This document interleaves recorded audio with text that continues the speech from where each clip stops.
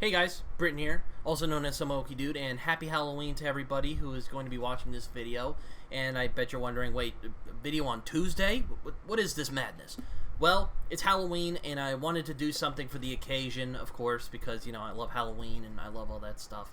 I had recorded a video, basically just kind of a reading wrap-up, but I felt that wasn't really enough. I wanted to do something that was a bit special for the occasion, and then I watched some videos from Liam's channel, Liam's Lyceum, and he actually reads some poetry on his channels. So I decided to do something a little similar, except I'm going to be reading a short story, not a poem. And the short story I'm going to be reading is from the Horror Stories of Robert E. Howard collection, The Thing on the Roof, which is actually the first time I'm going to be reading this, because I haven't actually read this collection yet. So I'm very much looking forward to that. Hopefully it'll come out good. I really, admittedly, I am not as I'm not an expert in audio narration, but hopefully I'll do a pretty good job. And I hope you guys enjoy this, because hopefully it comes out good, is all I'll say. And I hope you guys enjoy this. This is a lot of fun. I love Robert E. Howard stuff, and I think this would be a fun way to celebrate the Halloween season. There's also the fact I just really enjoy Robert E. Howard's work. I might actually read this entire book next Halloween.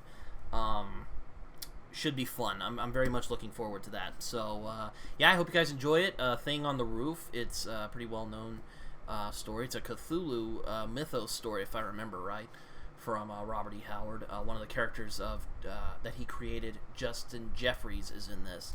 So, yeah, I'm looking forward to reading this. So, here's the story. The Thing on the Roof, by Robert E. Howard. They lumber through the night, with their elephantine tread. I shudder in affright as I cower in my bed. They lift colossal wings on the high gable roofs, which tremble to the trample of their mastodonic hoofs. Justin Jeffrey, out of the old land. Let me begin by saying that I was surprised when Tusman called on me. We had never been close friends. The man's mercenary instincts repelled me, and since our bitter controversy of 3 years before, when he attempted to discredit my evidences of Nahua culture in Yucatan, which was the result of years of careful research, our relations had been anything but cordial. However, when I received him and found his manner hasty and abrupt, but rather abstracted, as if his dislike for me had been thrust aside in some driving passion that had hold of him. His errand was quickly stated. He wished my aid in obtaining a volume in the first edition of von Yoon's Nameless Cults, the edition known as the Black Book. Not from its color, but because of its dark contents. He might almost as well have asked me for the original great translation of the Necronomicon. Though since my return from Yucatan, I had devoted practically all my time to the avocation of book collecting. I had not stumbled onto any hint that the book in the Dusseldorf edition was still in existence. A word as to this rare work. Its extreme ambiguity in spots, coupled with its incredible subject matter, has long caused it to be regarded as the ravings of a maniac, and the author was damned with the brand of insanity. But the fact remains, as much as his assertions are unanswerable, that he spent the full 45 years of his life prying into strange places and discovering secret and abysmal things. Not a great many volumes were printed in the first edition, and many of these were burned by their frightened owners when von Yoons was found strangled in a mysterious manner in his barred and bolted chamber one night in 1840, 6 months after he had returned from a mysterious journey to Mongolia. 5 years later, a London printer, one Bridewall, pirated the work, and issued a cheap translation for sensational effect, full of grotesque woodcuts and riddled with misspellings. Faulty translations, and the usual errors of a cheap and unscholarly painting. This still further discredited the original work, and the publishers and public forgot about the book until 1909, when the Golden Goblin Press of New York brought out an edition. Their production was so carefully expurgated that fully a fourth of the original matter was cut out. The book was handsomely bound and decorated with the exquisite and weirdly imaginative illustrations of Diego Vasquez. The edition was intended for popular consumption, but the artistic instinct of the publishers defended that end, since the cost of issuing the book was so great that they were forced to cite it at a prohibitive price. I was explaining all of this to Tussman when he interrupted brusquely to say that he was not utterly ignorant in such matters. One of the Golden Goblin books ornamented his library, he said, and it was in it that he found a certain line which aroused his interest. If I could procure him a copy of the original 1839 version, he would make it worth my while, knowing, he added, it would be useless to offer me money. He would, instead, in return for my trouble on his behalf, make a full retraction of his former accusations in regard to my Yucatan researches, and offer a complete apology in the scientific news. I will admit I was astounded by this, and realized that if the matter meant so much to Tussman that he was willing to make such concessions, it must indeed be of the utmost importance. I answered that I considered that I had sufficiently refuted his charges in the eyes of the world and had no desire to put him in a humiliating position, but that I would make the utmost effort to procure him what he wanted. He thanked me abruptly and took his leave, saying rather vaguely that he hoped to find a complete exposition of something in the Black Book which had evidently been slighted in the later edition. I set to work, writing letters to friends, colleagues, and book dealers all over the world, and soon discovered that I had assumed a task of no small magnitude.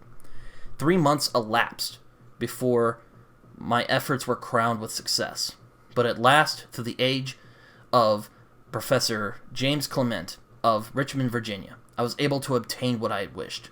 I notified Tussman, and he came back to London by the next train. His eyes burned avidly as he gazed at the thick, dusty volume with its heavy leather covers and rusty iron hasps, and his fingers quivered with eagerness as he thumbed the time-yellowed pages. When he cried out fiercely and smashed his clenched fist down on the table, I knew he had found what he had hunted. "Listen!"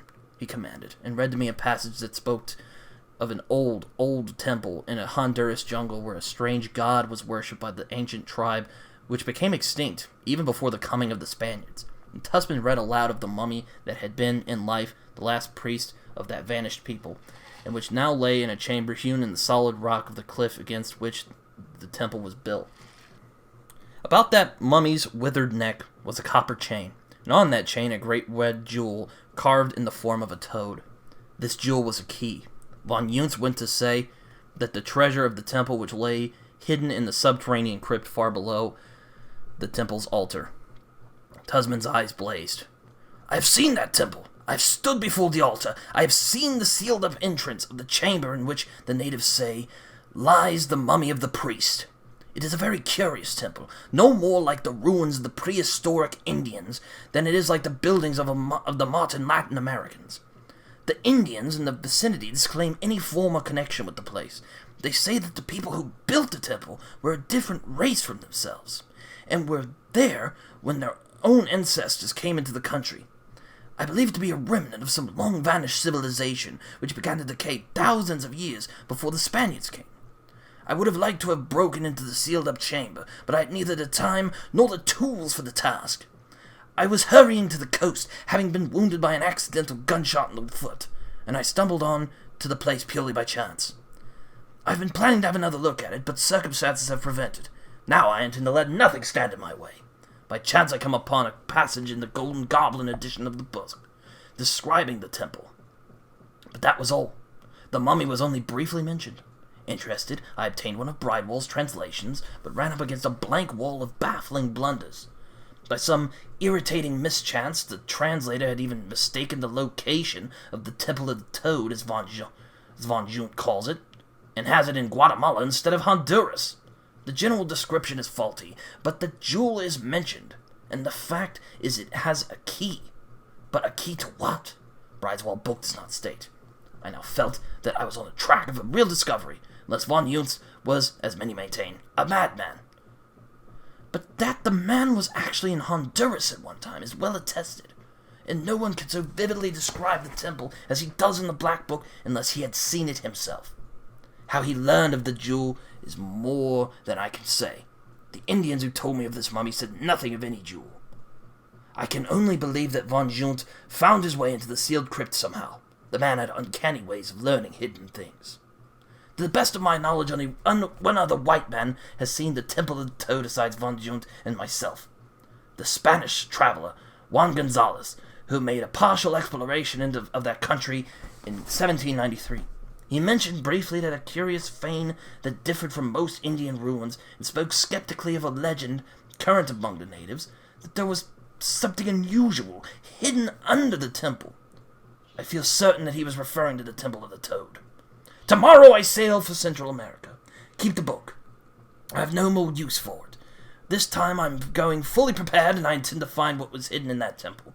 If I had to demolish it, it could be nothing less than a great store of gold. The Spaniards missed it, somehow, when they arrived in Central America. The Temple of the Toad was deserted. They were searching for living Indians from whom torch could wring gold, if not for mummies of lost peoples. But I mean to have that treasure. So saying, Tussman took his departure. I sat down and opened the book, at the place where he had left off reading, and I sat until midnight, wrapped in von Juntz's curious, wild, and at times utterly vague expoundings. And I found, pertaining to the Temple of the Toad, certain things which disquieted me so much that the next morning I attempted to get in touch with Tussman, only to find that he had already sailed. Several months passed, and then I received a letter from Tussman, asking me to come and spend a few days with him at his estate in Sussex. He also requested me to bring in the Black Book with me. I arrived in Tussman's rather isolated estate just after nightfall. He lived in almost feudal state, his great ivy-grown house and broad lawns surrounded by some high stone walls. As I went up the hedge-bordered way from the gate to the house, I noted that the place had not been well kept in its master's absence. Weeds grew rank among the trees, almost choking out the grass. Among some unkempt bushes, over against the outer wall, I heard what appeared to be a horse or an ox blundering and lumbering about.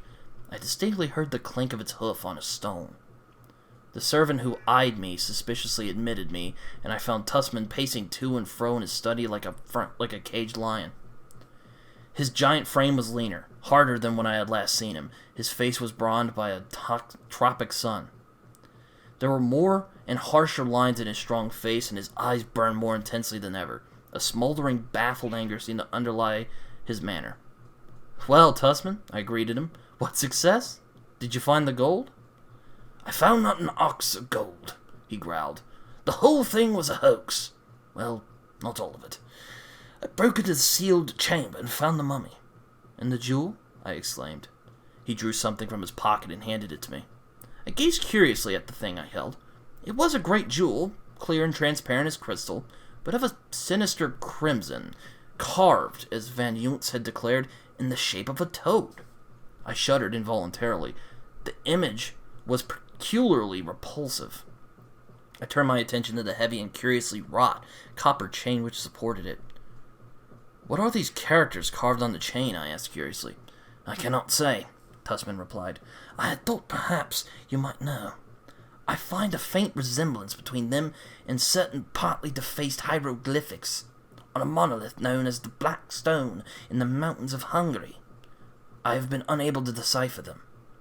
"Tell me of your trip," I urged, and over our whiskey and sodas he began, as if with a strange reluctance.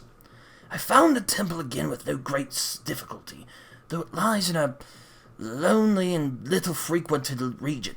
The temple is built against a sheer stone cliff and in a deserted valley unknown to maps and explorers. I would not endeavor to make an estimate of its antiquity, but it is built of a sort of unusually hard basalt, such as I had never seen anywhere else, and in its extreme weathering suggests incredible age. Most of the columns which form its facade are in ruins, thrusting up shattered stumps from worn bases, like the scattered and broken teeth of some grinning hag.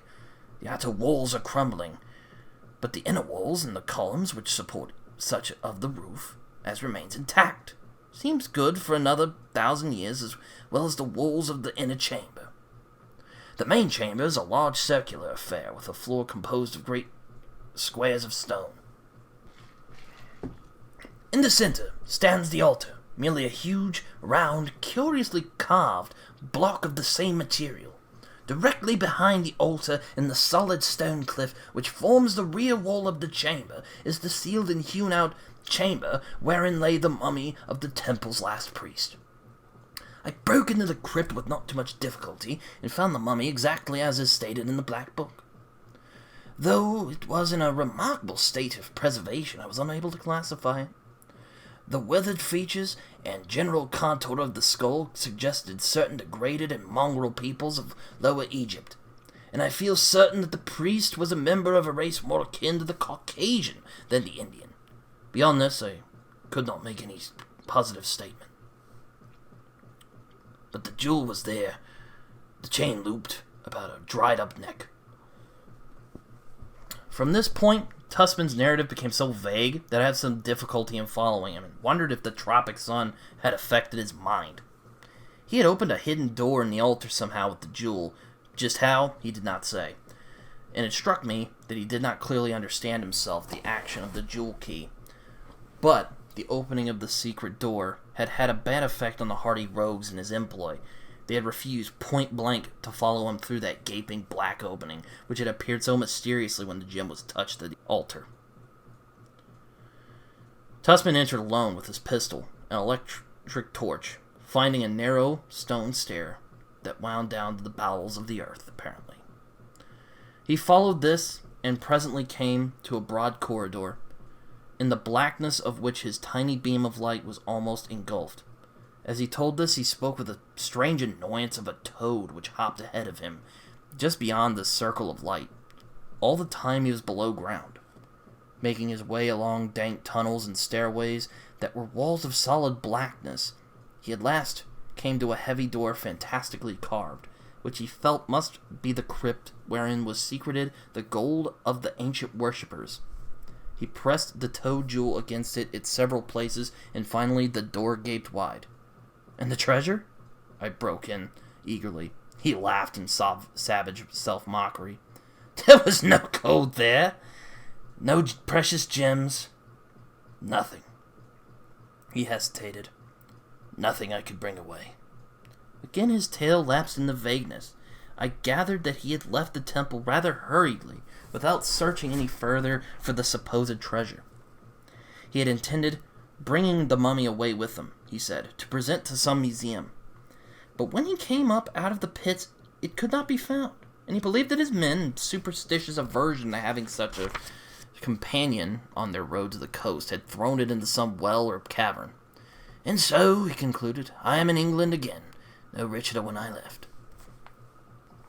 "You have the jewel," I reminded him. "Surely it is valuable."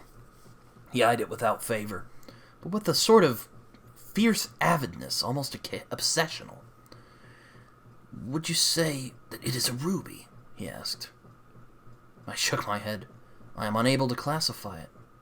"And I. But let me see the book." He slowly turned the pages, his lips moving as he read. Sometimes he shook his head as if puzzled, and I noticed him dwell long over a certain line. "This man dipped so deeply into forbidden things," said he. "I cannot wonder that his fate was so strange and mysterious. He must have had some foreboding of his end. Here he warns men not to disturb sleeping things." Tussman seemed lost in thought for some moments. "Aye, sleeping things," he muttered. "That seem dead, but only lie waiting for some blind fool to awake them. I should have read further in the black book. I should have shut the door when I left the crypt. But I have the key, and I'll keep it in spite of hell." He roused himself from his reveries and was about to speak when he stopped short. From somewheres upstairs came a particular sound. "What was that?" He glared at me. I shook my head, and he ran to the door, and he shouted for a servant. The man entered a few moments later, and he was rather pale. "You were upstairs?" growled Tussman. "Yes, sir." "Did you hear anything?" asked Tussman harshly, and in a manner almost threatening and accusing. "I did, sir," the man answered with a puzzled look on his face. "What did you hear?" The question was fairly snarled. "Well, sir," the man laughed apologetically, "he'll say I'm a bit off, I fear. But to tell you the truth, sir, it sounded like a horse stamping around on the roof." A blaze of absolute madness leaped into Tussman's eyes. "You fool!" he screamed. "Get out of here!" The man shrank back in amazement, and Tussman snatched up the gleaming toad's carved jewel. "I've been a fool," he raved. "I didn't read far enough. I should have shut the door. But by heaven, the key is mine, and I'll keep it in spite of man or devil." With these strange words, he turned and fled upstairs. A moment later, his door slammed heavily, and a servant, knocking timidly, brought forth only a blasphemous order to retire and a luridly worded threat to shoot anyone who tried to obtain entrance into the room. Had it not been so late, I would have left the house, for I was certain that Tussman was stark mad. As it was, I retired to the room a frightened servant showed me. But I did not go to bed. I opened the pages of the black book at the place where Tussman had been reading. This much was evident, unless the man was utterly insane. He had stumbled upon something unexpected in the Temple of the Toad. Something unnatural about the opening of the altar door had frightened his men. And in the subterraneous crypt, Tussman had found something that he had not thought to find. And I believed that he had been followed from Central America, and that the reason for his persecution was the jewel he called the key. Seeking some clue in von Junst's volume, I read again of the Temple of the Toad, of the strange pre-Indian people who worshipped there, and of the huge, tittering, tinkled, hoofed monstrosity that they worshipped. Tussman had said that he had not read far enough when he had first seen the book. Puzzling over this cryptic phrase, I came upon the line he had pored over, marked by his thumbnail. It seemed to me to be another of von Junst's many ambiguities, for it merely stated that a temple's god was the temple's treasure. Then the dark implication of the hint struck me, and cold sweat beaded my forehead. The key to the treasure, and the temple's treasure was the temple's god, and sleeping things might awaken on the opening of their prison door. I sprang up, unnerved by the intolerable suggestion, and at that moment something crashed in the stillness, and the death scream of a human being burst upon my ears. In an instant I was out of the room, and I dashed up the stairs. I heard sounds that made me doubt my sanity ever since. At Tussman's door I halted, essaying with shaking hand to turn the knob.